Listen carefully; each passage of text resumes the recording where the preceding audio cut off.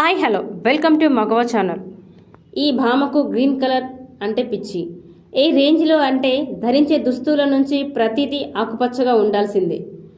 ప్రతి ఒక్కరూ ప్రకృతిలో అందాలను ఇష్టపడతారు. ప్రతి ఒక్కరూ రంగుల ప్రపంచంలో విహరించాలని కోరుకుంటారు.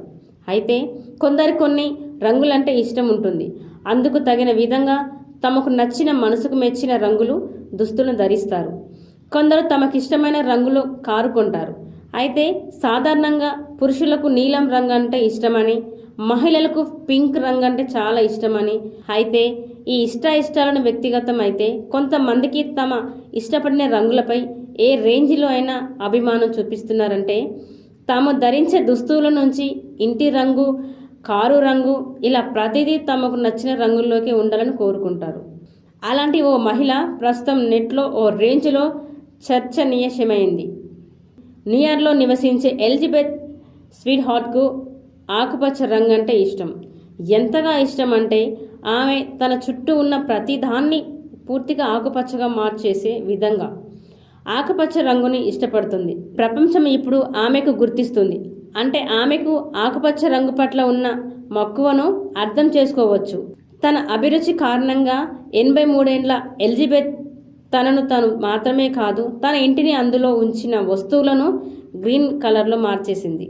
సోఫా, డిన్నర్ వేర్, కౌంటర్ టాపుల్, బెడ్రూమ్తో సహా ప్రతిదీ ఫర్నిచర్ వస్తువులను ఇలా ఇంట్లోనే ప్రతిదీ ఆకుపచ్చగా ఉంటాయి.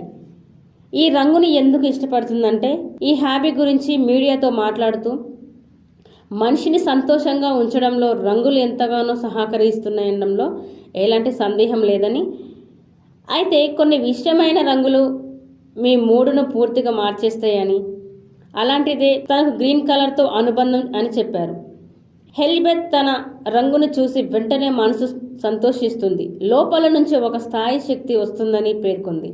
అంతేకాదు, రంగుతో ఉన్న సూత్రం ఏమిటంటే మీకు ఏది నచ్చిందో అదే మీ సొంతం చేసుకోండి. తను కూడా అదే చేసినట్లు వెల్లడించింది. ఆకుపచ్చ రంగు పట్ల ఎలిజబెత్ ప్రేమ నిజ జీవితంలో ఆన్లైన్లోనే ప్రజలు అప్రమితంగా ఆకర్షించింది. ఇన్స్టాగ్రామ్ 5 లక్షల మందికి పైగా ఫాలో అవుతున్నారు. ప్రజలు అద్భుతంగా ఉంటారు. వారు తనను చూసినప్పుడు నవ్వుతారు, సంతోషంగా ఉంటారు. ఫోటోలు తీయడానికి కూడా ఇష్టపడతారు, సెల్ఫీలు తీసుకుంటారు. అంతేకాదు, మేము ఒకరినొకరు కౌగిలించుకుంటాము. ఇది చాలా సానుకూలంగా ఉంటుందని తన అనుభవాలను పంచుకుంది ఎలిజబెత్.